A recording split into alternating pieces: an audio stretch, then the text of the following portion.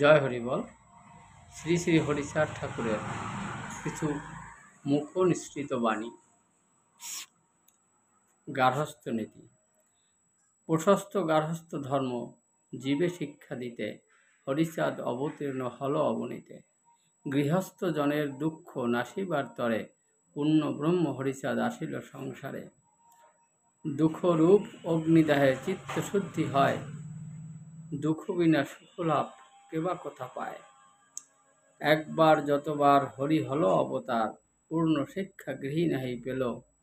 হরিচাঁদ রূপে তাই নামিল ক্ষীরোৎসাহী, গৃহী রূপে গৃহস্থ সাজিল। যথা তথা জন্ম কিন্তু কর্ম কর সার, গার্হস্থ আশ্রম শ্রেষ্ঠ জগত মাঝার। গৃহে থেকে যে সন্ন্যাসী গৃহহীন মতো, সেই সে পরম সাধু জানিবে নিশ্চিত। গৃহে আছে গৃহী নয় হরিগত প্রাণ, ইহেই গৃহীর ধর্ম জানিবে সন্ধান। এক নারী ব্রহ্মচারী পালক গৃহধর্ম, গৃহধর্ম নষ্ট হলে নষ্ট সব কর্ম। গৃহধর্ম নষ্ট হলে নষ্ট সব কর্ম। গৃহাশ্রম পরে সর্বধর্ম বশী রয়, গৃহাশ্রম রক্ষা হলে ধর্ম রক্ষা হয়। গৃহস্থ আশ্রম যত আশ্রম ধর্ম ভূতলে নরের জন্য, সর্বতীর্থ সর্বপূর্ণ গৃহাশ্রমে রয়।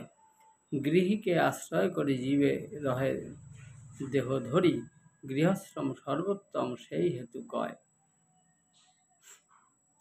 অন্য অন্য যে আশ্রম অবনী ভিতরে, সকলে নির্ভর করে গৃহীর উপরে।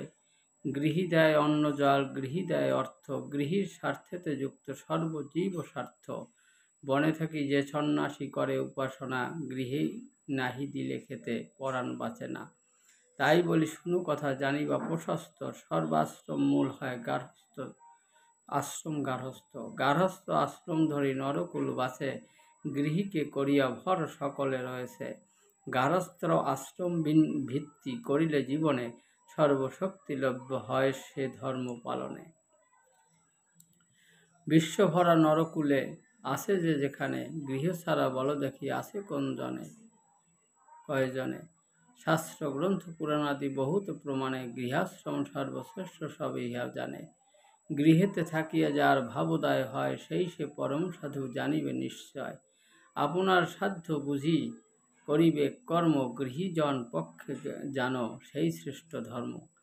বিশেষত কলিকালে পরমায়ু ক্ষীণ বলে, নরপক্ষে গৃহধর্ম একান্ত প্রশস্ত।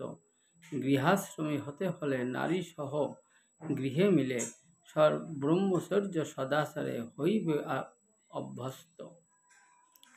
হরিবল হরিবল।